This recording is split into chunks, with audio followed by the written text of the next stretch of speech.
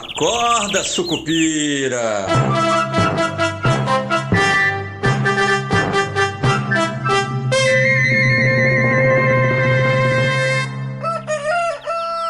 Bom dia, pessoal, sejam todos muito bem-vindos, sejam todas muito bem-vindas. Eu sou Rodrigo Oliveira, esse é o nosso Acorda Sucupira do dia 7 de março de 2025, sexta-feira, sextou, e sextou com a reação dos mercados, né, para o anúncio das medidas, do pacote de medidas que o governo está implementando para conter a inflação dos alimentos, que é, na melhor das hipóteses, um show de ilusionismo. Eu já vou explicar isso para vocês. Antes, porém, contudo, entretanto, todavia, eu gostaria de dizer o seguinte, agradecer vocês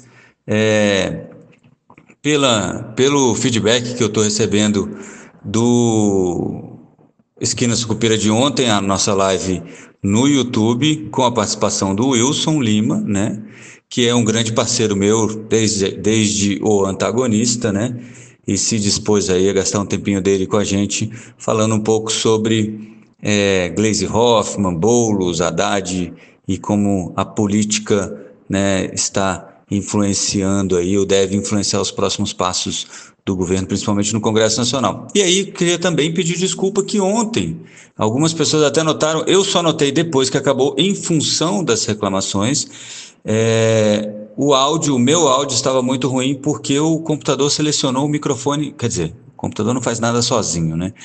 Eu acabei, por engano aqui, selecionando o microfone errado e não notei, por isso o áudio estava tão ruim. Ontem eu prometo que na terça-feira será muito melhor. De qualquer maneira, quem falou mais foi o Wilson mesmo, então não tem problema, porque o áudio dele estava muito bom. Lembrando a vocês que hoje tem a newsletter do Esquina Sucupira e eu vou falar um pouquinho sobre inflação, né? Sobre como a inflação se disfarça e por que, né? A gente tem essa sensação às vezes de que a inflação não está sendo refletida, tem algumas artimanhas da inflação que ela não se reflete em índices oficiais e a culpa, por incrível que pareça, não é do Márcio Postman, tá? Mas eu vou falar um pouco sobre isso no Esquina Sucupira. Mas vamos voltar aqui à vaca fria, que é esse plano de tentativa de contenção do preço dos alimentos. E eu vou explicar por que ele é uma mistura de matemática com ilusionismo barato, né? Inclusive ontem, né, quando o Alckmin, o nosso chuchu, que até como é que se fala, né? É entendível, né, que o anúncio tenha sido feito pelo chuchu, já que estamos tentando aí segurar o preço dos alimentos, né? Então o nosso querido Alckmin, inclusive, perguntado sobre qual seria o impacto, ele diz, olha, nós não sabemos exatamente qual será o impacto, mas nós imaginamos que isso pode trazer algum alívio. Mentira, na verdade isso não vai trazer praticamente nenhum alívio, é uma medida para inglês ver, né? É para as pessoas, é para fazer parecer que está sendo feito alguma coisa, porque preço de alimentos, amigo, é o mais complicado, porque sim tem a ver com safra, sim tem a ver com clima, não tem muito que o governo possa fazer. Uma das coisas que o governo tenta ressuscitar agora, nesse pacote, é o plano de estoques, né? De você manter aí produtos estocados, etc. e tal, para você tentar segurar um pouco os preços. Só que isso, mesmo que renasça agora, e lembrando, né, isso foi desmontado nos últimos anos, por quê? Porque o governo comprava quando tinha que comprar, ok, quando estava o preço baixo, fazia estoques, mas vendia para amigos por preço diferenciado, perdia muitos estoques e dinheiro do contribuinte que ia pelo ralo.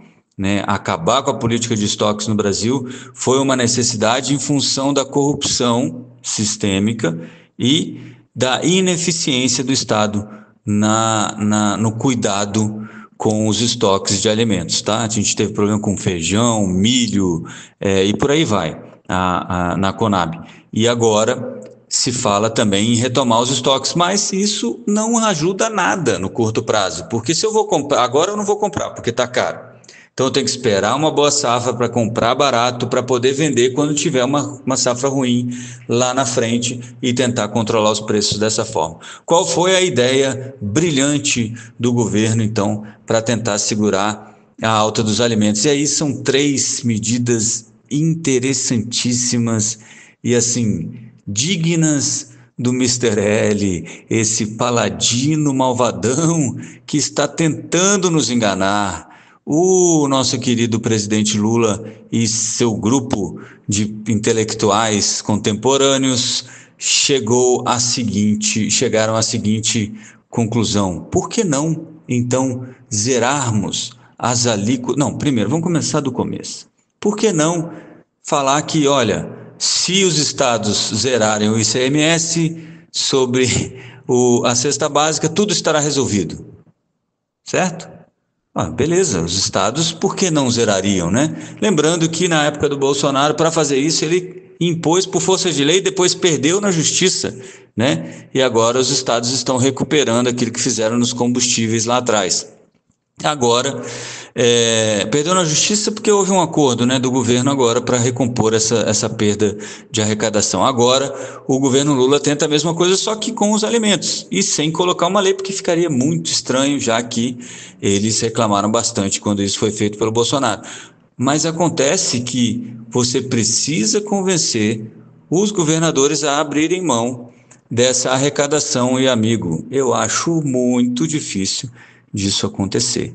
E aí o governo, para fazer de conta que está fazendo a sua parte, falou, não, então vamos fazer o seguinte, nós vamos zerar a alíquota de importação de alguns alimentos, eu acho que são 9 alimentos, eu vou falar aqui para vocês rapidinho: azeite, milho, óleo de girassol, sardinha, biscoitos, massas alimentícias e café, carnes e açúcar. E aí vem a parte mais interessante.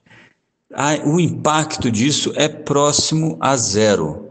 Por quê? Porque pouquíssimo disso é importado, e quando é importado, a maior parte do que é importado de países do Mercosul que já tem alíquota zero.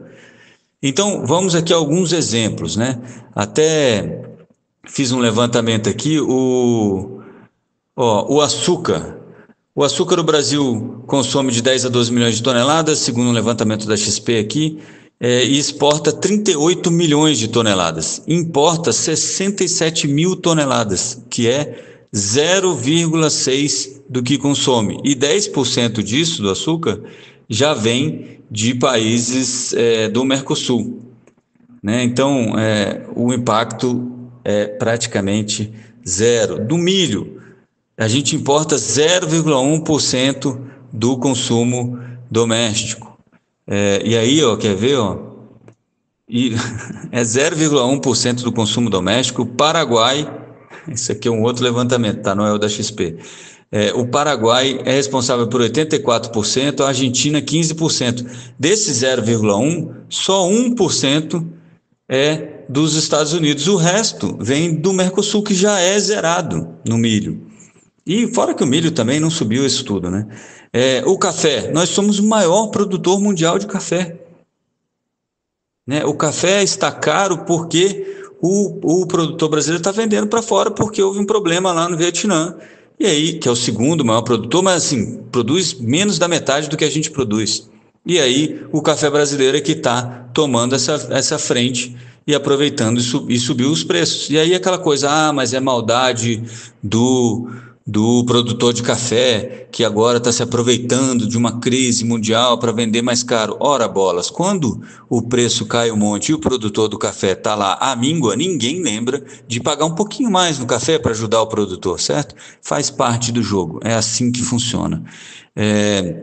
Então a gente importa menos de 0,1% do café consumido no Brasil. Na questão da carne, a gente importa aí 40 mil toneladas, de 7 a 8 milhões de toneladas que a gente produz, e adivinha, os principais países fornecedores são Argentina, Uruguai, Paraguai, portanto já não pagam nada, a gente não paga nada não cobra nada de tarifa de importação nas carnes. O azeite,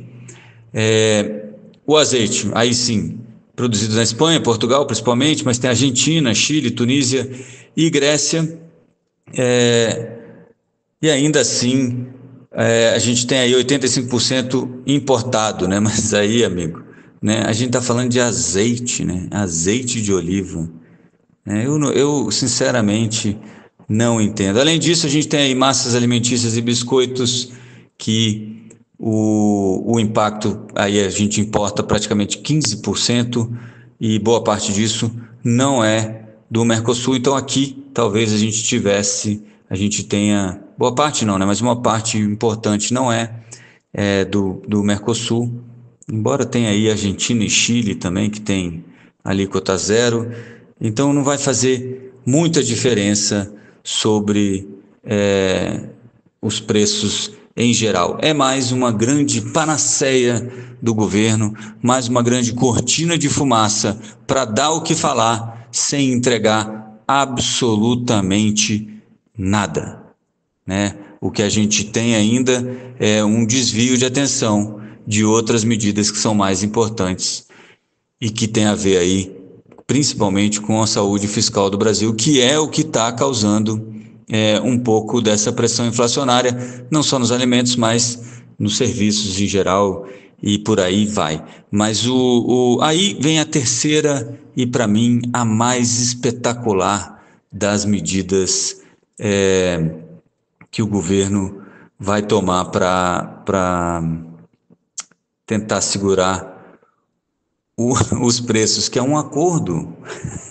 com os supermercados para eles anunciarem os preços mais baixos. Você já imaginou alguém pensar nisso? Nossa, olha, o supermercado poderia anunciar, fazer propaganda sobre os preços mais baixos que ele tem. Meu Deus, que inovação, não é mesmo?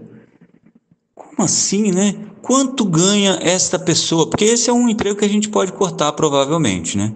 A pessoa que teve essa ideia genial de os supermercados então se esforçarem para anunciar os preços mais baixos, né? Eu até estou tentando achar aqui a parte escrita sobre isso, porque os jornais até meio que tiraram isso, colocaram isso meio escondidinho aqui, ó.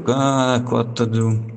Sim, vai ter uma cota do óleo de palma também que vai diminuir. Mas deixa eu só achar aqui Ai, não estou achando mais, mas isso. Essa foi a medida que eu achei a mais bonita de todas, que é os supermercados se comprometerem então a anunciar preços mais baixos. Se você já viu isso antes, você está enganado, porque isso está sendo feito agora para segurar o preço dos alimentos. Eu vou ficando por aqui porque realmente está difícil hoje. Bons negócios a todos, bom fim de semana, a gente se vê segunda-feira. E força, Sucupira, lembre-se, se tiver caro, não compra. É isso, até segunda. Acorda, Sucupira!